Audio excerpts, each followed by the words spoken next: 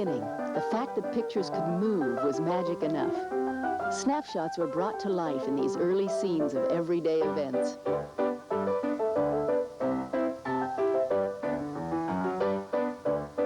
Entrepreneurs such as Thomas Edison realized they could bring entertainment to the masses with these simple films. The Lumiere brothers were the first to project a moving picture to the paying public. Their film, Arrival of a Train, is said to have caused the audiences to bound from their seats in shock at the approach of the train.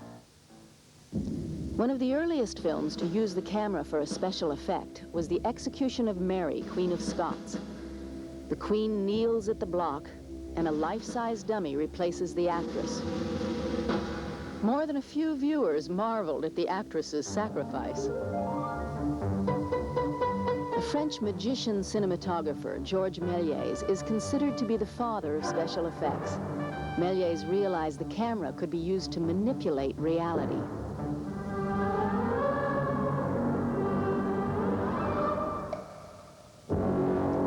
In his most famous film, A Trip to the Moon, Méliès uses split screen, multiple exposures, and mechanical stage tricks to produce a humorous and innovative fantasy.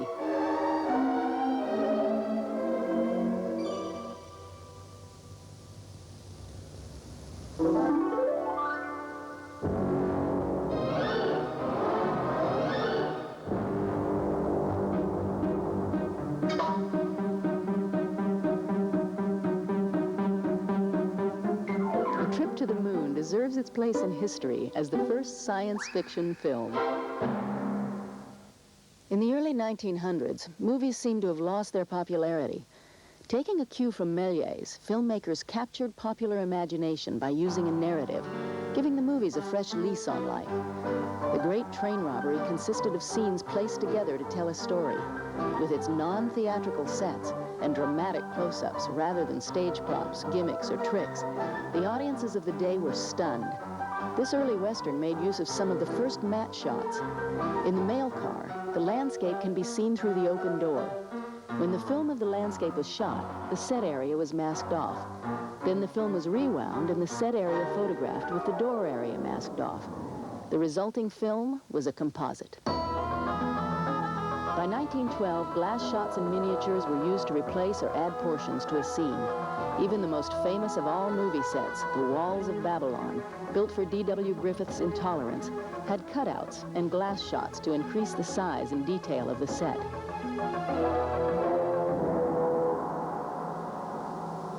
Large panes of glass were set between the camera and background, and miniatures were strategically placed. In the 20s, epics like Ben-Hur used miniatures hanging between the camera and full-scale sets to create the appearance of one single massive stadium.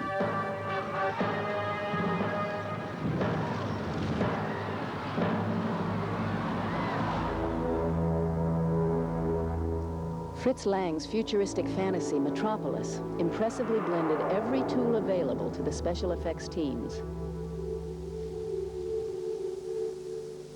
With the advent of sound, overnight, the fundamentals of filmmaking changed. The need to shoot on sound stages triggered the studios to develop their special effects departments in a systematic way.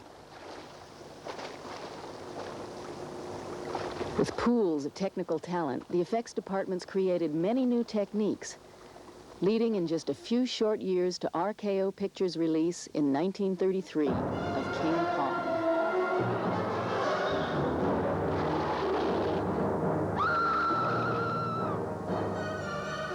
Kong was the logical extension of the films of Méliès, Griffith, and Lang. Live action combined with large-scale mechanical effects and Willis O'Brien's innovative stop-motion animation created a compelling sense of reality.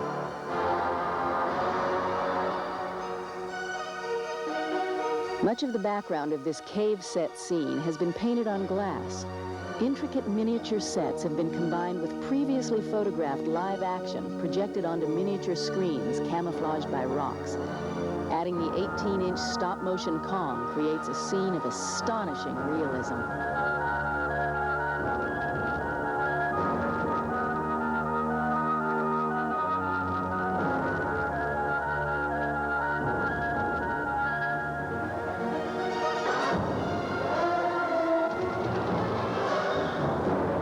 This film is as entertaining today as it was 60 years ago, and many of the techniques developed for King Kong are still used in today's modern epics. In the early days, we had 7 major studios, and there were effects departments in all of them. Fortunately, at RKO, being the smallest studio, we did everything in the one department, and therefore I had the opportunity of learning by working in all these categories. Since the studios closed, then naturally there had to be independent effects houses to handle all this work. And many of the fellows that worked in the studios opened up their own places like I did and carried on into the independent field.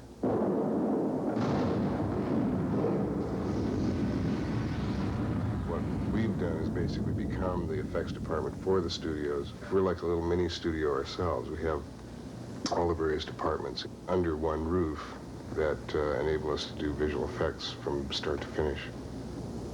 If I walk around the studio in my mind, you would have the art department, you'd have the production office, you'd have the shooting stage, the model shop, the matte painting department, you'd have film processing, animation, optical, editorial, of course, projection, engineering, both electronic and mechanical. All these are various departments, and the beauty of having them all under one roof is there's a cross-pollination that happens, so that somebody from another department may even come up with an idea that will affect you. So it's a great sort of think tank approach to creating sort of impossible images in a lot of cases. Sid is a really talented person and peculiarly talented in terms of future think. He thinks in terms of how designs will be in the next century, or and he has a real good sense of that, and he's a great designer on top of that. So not only does he know how it will look, but he knows how to make it look that way. The rocket ships, all those set designs were done specifically to make the story more dramatic and more entertaining and more believable to a large audience.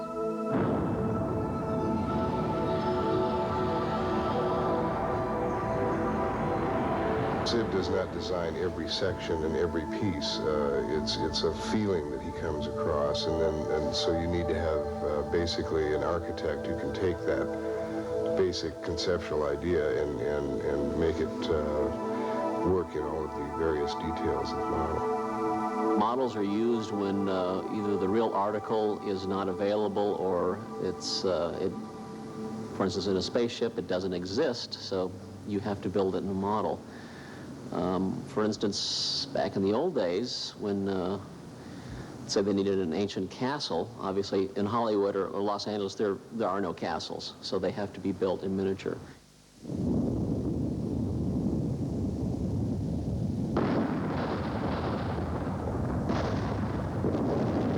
Die Hard, they would not allow us to damage the Fox Plaza building. So we had to build miniatures of the Fox Plaza and then crash the helicopter off the top of it.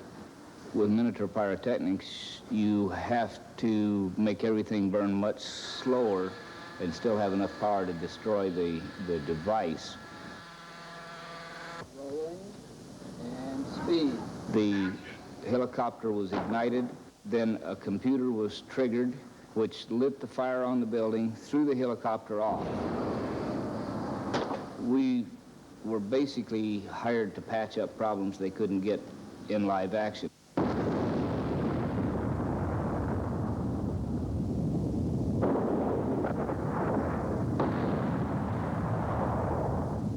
On Ghostbusters, I was called in to pursue the Terror Dog characters.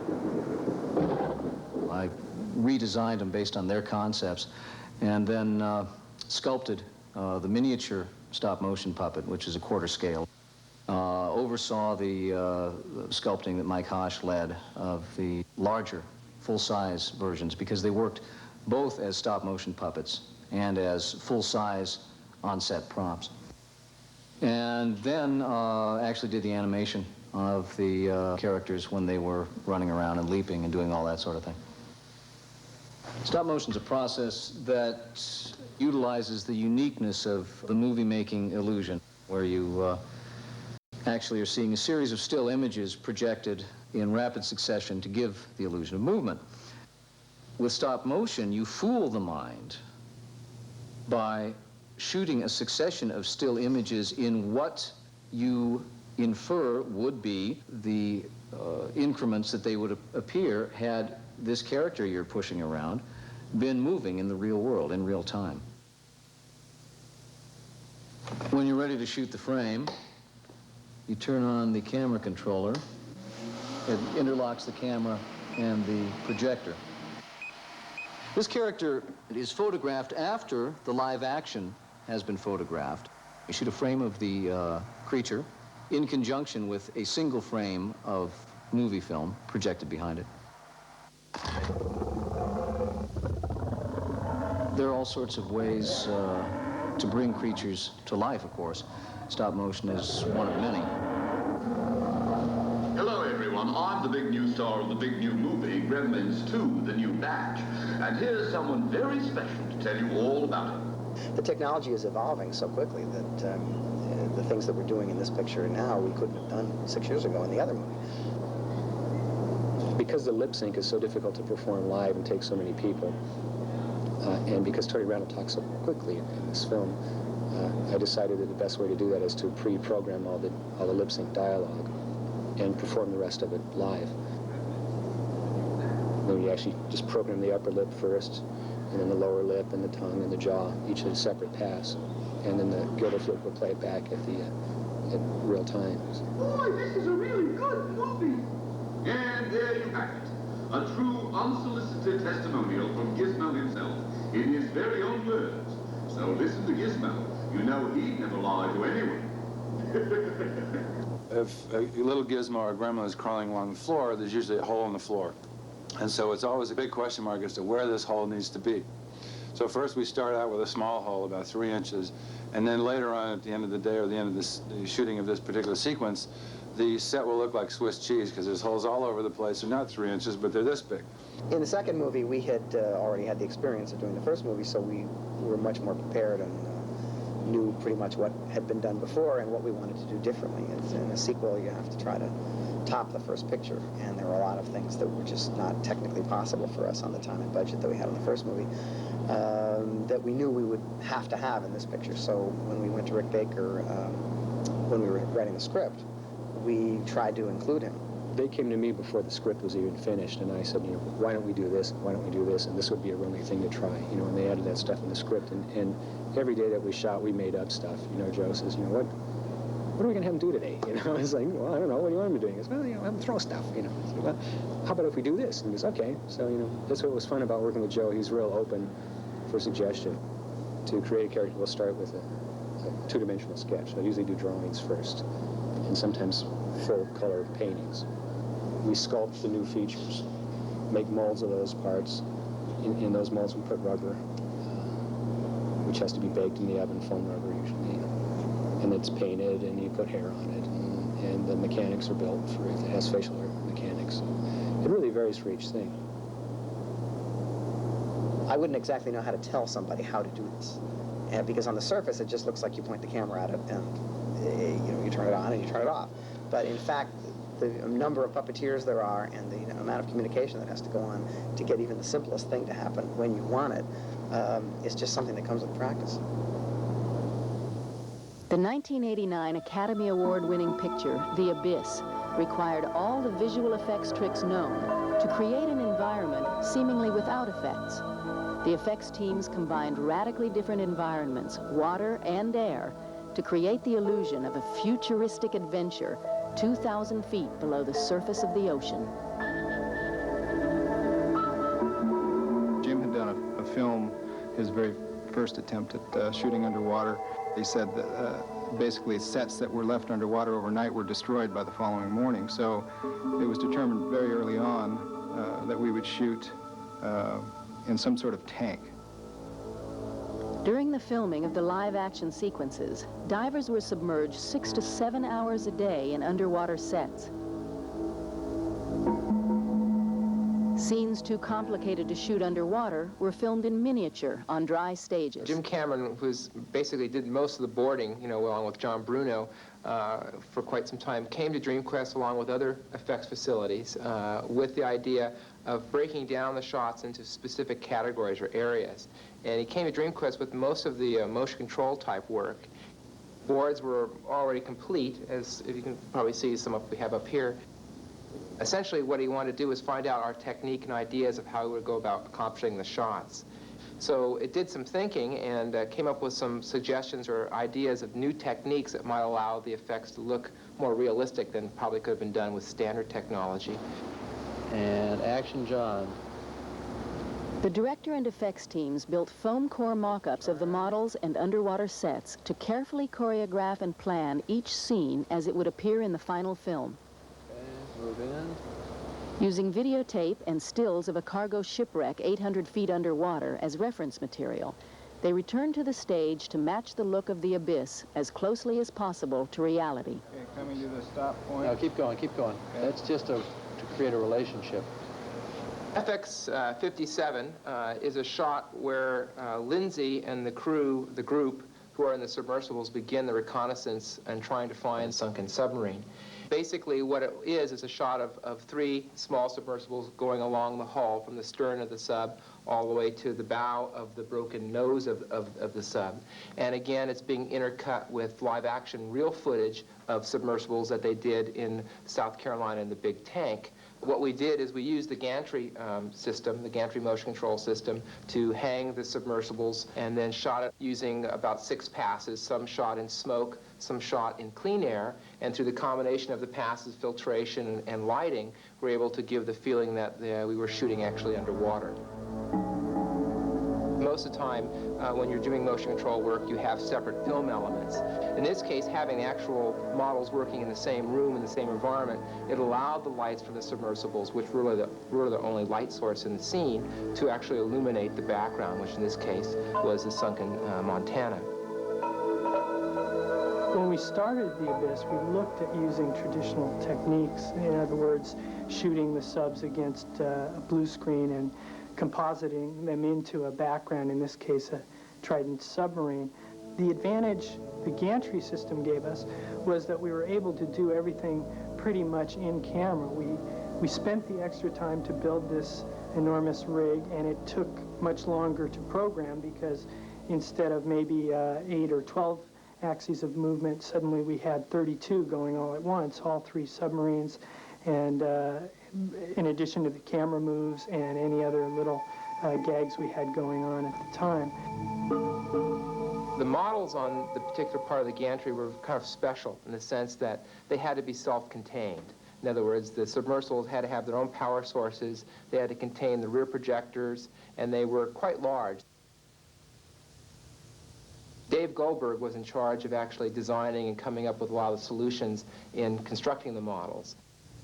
A rear projection system was used within the submersibles to give the illusion of the actor actually being inside the craft piloting it. The film was shot of the actors in a full-size set prior to our shooting the miniatures, and then used in a projector that was built and put inside the models. The finished illusion would be that even though you were looking at a miniature, you would be seeing live-action people inside of it.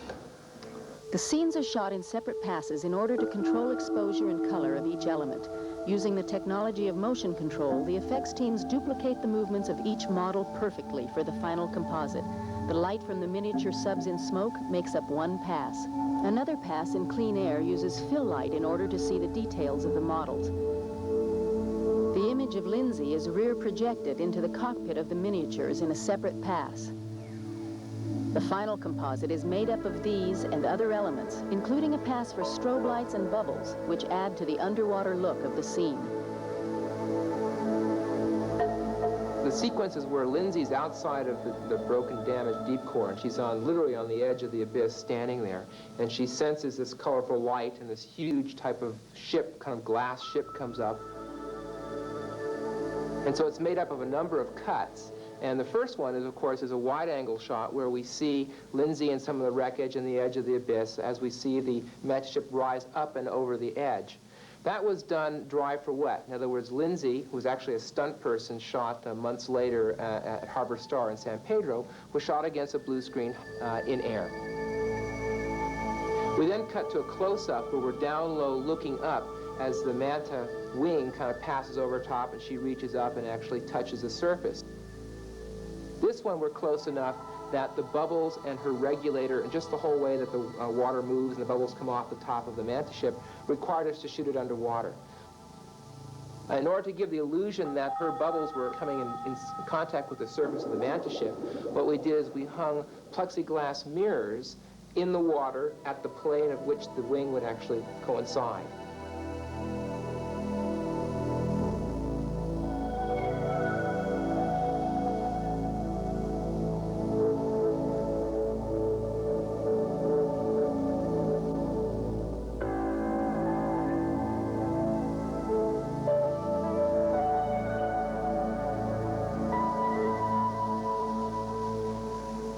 These are the finished boards of the pseudopod sequence, which were the scenes exactly as we would have liked to see them.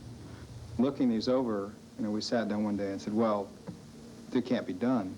Not by any means that I know of, or other than computer graphics, but we were really nervous about CGI basically because at that time, CGI still looked plastic. Here we were asking it to do water. So we talked about all these other ways. One was replacement animation of acrylic pieces, but with the length of the shots required, we thought that would be insane. At this point, Dennis Murin of Industrial Light and Magic suggested Alias Research computer animation system to produce the pseudopod. Those tests showed some possibilities, but initially it looked a little chrome and still a little plastic, but it looked like it was possible at least to get all the motion that we needed. And then we figured if it didn't work, which a lot of us were not really positive, that we would just cut the sequence shorter or we would light it dark. One of the most difficult problems facing the programmers was putting the actor's face on the head of the pseudopod. A laser scanning system was employed to generate the facial expressions when the pseudopod mimics the actors' faces. The resulting data was fed into the computer graphics system.